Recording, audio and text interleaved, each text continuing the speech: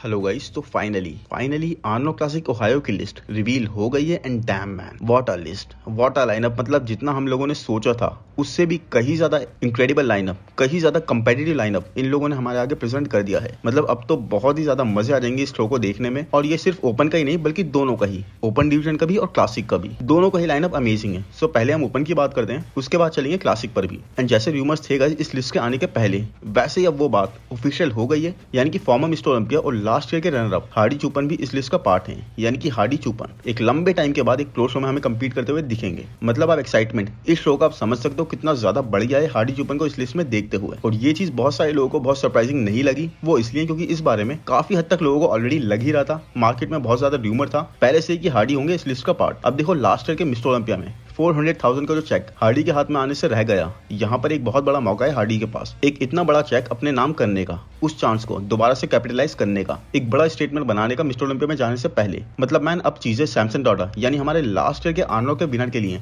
थोड़ी सी कंपेटिटिव हो गई हैं। और थोड़ी सी मैं क्यों बोल रहा हूँ ये मैं आपको थोड़ा वीडियो में आगे बताता हूँ। बट माइलोस के साथ सैमसन कॉन्स्टेंटली ग्रो ही कर रहे हैं और कोई भी साइन सैमसन की तरफ से स्लो डाउन करने का तो नहीं आ रहा है। हमेशा शो आफ्टर शो हमें इंप्रूवमेंट्स करते हुए ही दिख रहे हैं। बट साथ में सैमसन कॉन्स्टेंटली कंपीट भी कर रहे हैं मिस्टर ओलंपिया के बाद से। जबकि हार्डी को एक अच्छा टाइम मिल गया to make progress. Hardy has been grinding really hard, उन्होंने एक अच्छा टाइम लिया इस पीरियड में इंप्रूवमेंट्स करने का। बट यहाँ पर एक चीज और है जो बहुत ही अमेजिंग है, और वो ये गाइस कि फाइनली हम सैमसन और हार्डी को एक बेटर लाइटिंग में देख सकते हैं। आई मीन गाइस वैसे तो आप जानते ही हो कि मिस्टर ओलंपिया के स्टेज पर लाइटिंग कितनी खराब होती है, कितनी ज्यादा क्रिटिसाइज होती है। और हार्डी को हमने आई थिंक लास्ट 2019 में देखा था वैंकूवर प्रो में, जहां पर वो किसी प्रो शो में कंपीट कर रहे थे। उसके बाद उन्हें इस तरह की जरूरत ही नहीं पड़ी, उन्होंने ना कंपीट करा, क्योंकि या तो वो टॉप 5 का पार्ट बनकर क्वालिफाई कर जाते थे या फिर टॉप 3 का पार्ट बनकर। सो अब एक 4-5 साल के गैप के बाद हम हार्डी को एक्चुअल में एक इंक्रेडिबल लाइटिंग में देखेंगे दोबारा से। और जो फिजिक एक खराब लाइटिंग में भी ऐसे हाईलाइट होती है, अलग ही शाइन करती है सबके बीच में। आप इमेजिन करो एक परफेक्टली सेटअप लाइटिंग में वो कैसी लगेगी।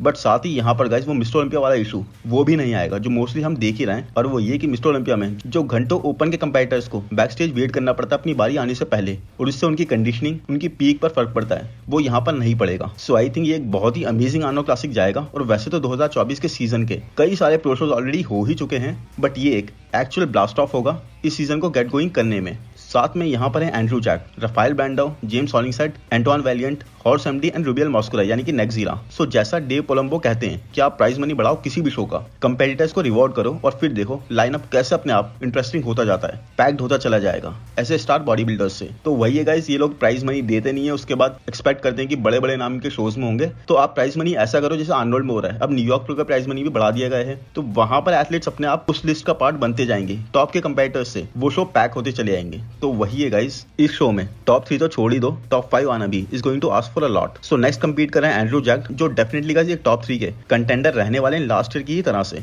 बट कुछ भी नहीं कह सकते बॉस, क्योंकि रूबियल मॉस्कुरा प्राग प्रो से अपना डेब्यू करा और फिर उसी शो में प्रो कार्ड जीतने के बाद मेन प्रो शो में नेथन डियाशो को प्लेसिंग में बीट करके टॉप 3 सिक्योर कर ली। मतलब एक ऐसा फ्रीक फैक्टर गाइस जो सैमसन और क्रीजो इन जैसे मास मास्टर्स तक को खा रहा था in many poses. Membership join करने का ऑप्शन अवेलेबल हो गया है। मीनिंग अगर आपको मेरा कंटेंट अच्छा लगता है और आप मुझे सपोर्ट करना चाहते हो, ये कंपलसरी बिल्कुल भी नहीं है गाइस, क्योंकि आप लोग मेरे वीडियोस को देखकर इतना प्यार देते हो, वो भी एक बहुत बड़ी चीज़ है। बट अगर आप और भी सपोर्ट करना चाहते हो इस चैनल को, तो बेस्ट तरीका है मुझे सपोर्ट करने का मेंबरशिप ज्वाइन करके।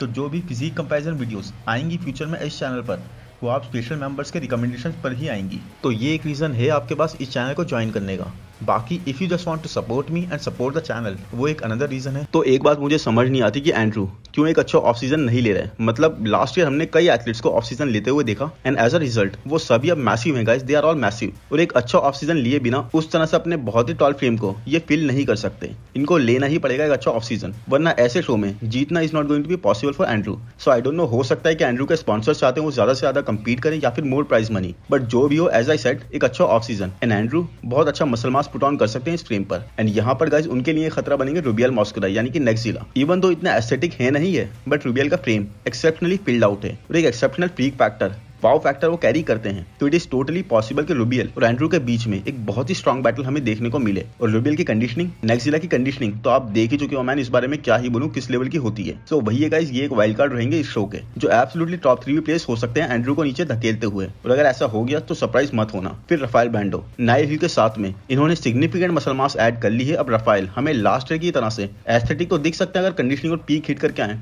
बट ये एब्सोल्युटली मैसिव दिखने वाले स्टेज पर, एक बिल्कुल ही न्यू पैकेज। साथ ही जेम्स हॉलिंगसेट और एंटोन वालियंट, ये दोनों भी होंगे यहाँ पर। तो जेम्स भी अब माइलोस के साथ वर्क कर रहे हैं, तो कंडीशनिंग तो हम डिसेंट जेम्स से भी एक्सपेक्ट कर सकते हैं। साथ ही जिस हिसाब से जेम्स ने मसल मास पुट ऑन करी है इस पूरे एक ऑफ सीजन में, मतलब मोर देन 1 ईयर में, वो चीज अब पे ऑफ करेगी। बाकी एंटोन वालियंट जो कि इस बार अपनी कॉर्ड्स के लेवल पर अपनी अपर बॉडी को लाने के लिए सिग्निफिकेंट वर्क पुट इन कर चुके हैं, एक बहुत ही यूनिक पोजर गाइस, बहुत ही यूनिक एलिमेंट के साथ टॉप 5 के कंटेंडर तो ये भी हैं, वो भी बहुत स्ट्रांग वाले। तो इस चीज को मैं बहुत ज्यादा देखना चाहता हूँ कि जेम्स, राफेल और एंटोन ने इस ऑफ सीजन में क्या प्रोग्रेस करी है, क्योंकि तीनों ने ही टाइम ऑफ लिया था और कैसा पैकेज ये स्टेज पर लेकर आते हैं। They all are massive guys, I mean इनका सबका ही ऑलमोस्ट 280-275 पाउंड के आसपास स्टेज वेट तो होगा ही। This will be a really really great show. और हाँ, हॉर्स एमडी, इनको मैं कैसे भूल गया, एस्थेटिक ये हमें दिखाई दिए। यस, ये मैं मानता हूँ कि इनकी वेस्ट इन्होंने काफी हद तक सैक्रिफाइस कर दी है क्लासिक से ओपन के लिए मसल मास पुट ऑन करते हुए, बट उसके बाद भी जिस तरह की कंडीशनिंग ये लेकर आए थे that was really really good, nail biting conditioning. तो इस शो का लाइनअप ऐसा हो गया है कि बात अगर करी जाए हर एक एथलीट के लिए तो ये एक घंटे से भी ज्यादा लंबा वीडियो बन जाएगा। एनीवेज गाइस, इट्स अ पिटी कि निक वॉकर इस लिस्ट का पार्ट नहीं है, बट यही चीज हमें ये भी बताती है कि निक सिर्फ कंपीट करने के लिए, लिस्ट का पार्ट बनने के लिए कंपीट नहीं करते, बल्कि ही चूजेस टू कंपीट जब वो एक्चुअल में फील करते हैं, कॉन्फिडेंट होते हैं अपने पैकेज से, अपनी प्रोग्रेस से, कि वो एक सीरियस शॉट रखते हैं इसको जीतने का। और अभी तो वो फुल्ली रिकवर्ड भी नहीं है, तो इसीलिए उन्होंने ये डिसाइड नहीं करा। But anyways, now let's target the elephant in the room, Samson और हार्डी। यही हमारे टॉप 2 रहने वाले हैं without a doubt. I think किसी को भी डाउट नहीं होगा इस बारे में जब मैं ये बोलूंगा कि सैमसन और हार्डी को आई थिंक ऊपर के 2 प्लेसेस के लिए कोई भी टच नहीं करेगा। और सैमसन को यहाँ पर ज्यादा हार्ड आना पड़ेगा, ज्यादा श्रेडिड आने पर फोकस करना होगा। वैसे तो उन्हें हर एक शो में हम इंप्रूव होते हुए ही देख रहे हैं। और अगर ऑनेस्टली बात करी जाए तो आर्नोल्ड क्लासिक का जजिंग क्राइटेरिया मिस्टर ओलंपिया से काफी डिफरेंट है। यहाँ पर एस्थेटिक्स को, टॉलर बॉडी बिल्डर्स को ज्यादा प्रेफर करा जाता है। आई मीन आपने कई बार, आई डोंट नो देखा है कि नहीं, बट ऐसा हुआ है कि आर्नोल्ड ने खुद एक ट्रोलिंग वे में स्टेज पर या फिर कमेंट्री में बॉडी बिल्डर्स को क्रिटिसाइज करा है ऐसी चीजों पर कि why you have a bubble cut. And Samson का एस्थेटिक्स, सैमसन का शेप, सैमसन का फ्रेम गाइस, सब एक आर्नोल्ड के क्राइटेरिया को फिट बैठते हैं, बिल्कुल परफेक्शन। सो जैसे हमने लास्ट ईयर भी देखा था निक के साथ में और सैमसन के साथ में आर्नोल्ड के ही स्टेज पर, इट इज क्वाइट पॉसिबल इस बार वही चीज हम हार्डी के साथ होता हुआ देख लें। और मैन, ये चीज बुरी तो बहुत लगेगी, बट सैमसन के काफी स्ट्रॉन्ग चांसेस हैं। एंड आई नो बहुत सारे लोग इस बात पर डिसएग्री करेंगे या कर भी सकते हैं for all the right reasons, but Arnold का criteria is a bit different, more aesthetics की तरफ लीन करता हुआ। लेट्स सी नेक्स्ट जिला कैसा करते हैं इतने स्ट्रेट लाइनअप पर। और हार्डी के लिए ये टाइटल जीतना बहुत ही ज्यादा जरूरी है, क्योंकि डायरेक्ट से ही हार उनके लिए नॉन एक्सेप्टेबल थी। सो अब अगर सैमसन से भी हार गया किसी तरीके से तो वो तो एक डेवेस्टेटिंग सी चीज होगी हार्डी के लिए। और हार्डी के लिए जीतना एक मिस्टर ओलंपिया टाइटल के लिए एक स्टेटमेंट बनाने के लिए फिर से बहुत ज्यादा इंपॉर्टेंट है। वैसे हार्डी चुपन, रूबियल मैस्कुरा और एंड्रू के नाम के नीचे अगर आप देखोगे तो आपको पेंडिंग लिखा हुआ दिखेगा। और आई थिंक ये सिर्फ एक वीजा इशू की वजह से है, बाकी दे वांट टू कम्पीट। तो लेट्स सी, वीजा का कोई इशू नहीं आए तो यही लाइनअप रहेगा ऑलमोस्ट। बाकी अब हम चलते हैं क्लासिक की तरफ, तो अब आएगा बहुत ज्यादा मजा वीडियो बनाने में भी आगे। वैसे तो यहाँ पर क्रिस को छोड़कर टॉप 8 तक के मिस्टर ओलंपिया में जितने भी एथलीट्स हैं ऑलमोस्ट सभी कंपीट कर रहे हैं। वेस्ली है इस लिस्ट में, माइकल डबूल भी हैं। जैसा मैंने आपको लास्ट वीडियो में बोला था कि इनकी स्टोरीज को देखकर एक फीलिंग भी आ रही है कि एक स्टेटमेंट बनाने के लिए माइकल का नाम भी हमें आर्नोल्ड की लिस्ट में दिख सकता है। देखो कंडीशनिंग में तो ये कहीं लैक करते ही नहीं, इसलिए इनको कोई इशू नहीं होगा इस बार भी पीक करने में। और वही हुआ साथ में ब्रियॉन एंसली, टेरेंस रफिन, उर्स केल्सिंस्की और रमोंडिनो। तो बॉस आप लाइनअप देखो किस कदर मिस्टर ओलंपिया के टॉप 8 एथलीट्स में से 6 एथलीट्स तो ऑलरेडी हैं इस शो में। तो देखो रमोन ने अब तक तो कुछ नहीं बोला था, बट लिस्ट में होने से अब उर्स के प्लान्स पर पानी फिर गया होगा, क्योंकि लेट्स बी ऑनेस्ट गाइस, रमोन जैसे क्रिस सबसे माइल्स अहेड हैं, वैसे ही रमोन भी बाकी सबसे क्रिस की गैर मौजूदगी में माइल्स अहेड हैं। तो रमोन ये सेकंड आर्नोल्ड क्लासिक का टाइटल ले जाएंगे और आर्नोल्ड क्लासिक में ही अपनी लेगेसी सीमेंट कर देंगे। जब तक क्रिस मिस्टर ओलंपिया से अपनी जगह नहीं छोड़ते हैं, रमोन के लिए ये बहुत सही जगह है प्राइज मनी जीतने का। फिर उर्स और माइकल डबूल के बीच में एक कड़ी टक्कर हमें देखने को मिलेगी। बाकी ब्रियॉन और उर्स के बीच में भी एक अच्छी बैटल देखने को मिलेगी, क्योंकि ऑनेस्टली गाइस सेकंड प्लेस तक के लिए कुछ भी कहना इस शो में इज वेरी वेरी डिफिकल्ट, क्योंकि मिस्टर ओलंपिया में हमने ब्रियॉन को अपने सबसे बेस्ट पैकेज के साथ देखा और लोगों को, और इवन मुझे भी गाइस, उर्स का बियॉन्ड से ऊपर प्लेस होना समझ नहीं आया। साथ ही माइकल डबूल, मैन इन्होंने अपने पैर जमा दिए क्लासिक डिवीजन में। प्राग प्रो में उर्स को एब्सोल्युटली चने चबवा दिए थे इन्होंने विक्ट्री के लिए। जीत तो गए थे उर्स, बट उर्स को भी पता है कि how difficult Michael made that for him. और अब माइकल इतने पैक्ड लाइनअप पर अपना कैलिबर दिखाने के लिए रेडी हैं। इनकी कंडीशनिंग, इनके श्रेड्स, इनकी कंसिस्टेंसी, इस चीज को कोई मैच नहीं करता इस पूरे लाइनअप में। हाँ, एक लेग्स को ब्रिंग अप करना है, बट उसके अलावा absolutely guys it's gonna be tough. अब मैंने टेरेंस रफिन की बात इसलिए नहीं करी कि नाम तो है उनका लिस्ट में, बट वो ऑप्ट आउट कर रहे हैं इस शो में, तो वो कम्पीट नहीं करेंगे, क्योंकि उन्हें अपना एक जिम ओपन करना है, कुछ सेटअप वगैरह, एंड उसके लिए ही नीड्स टाइम।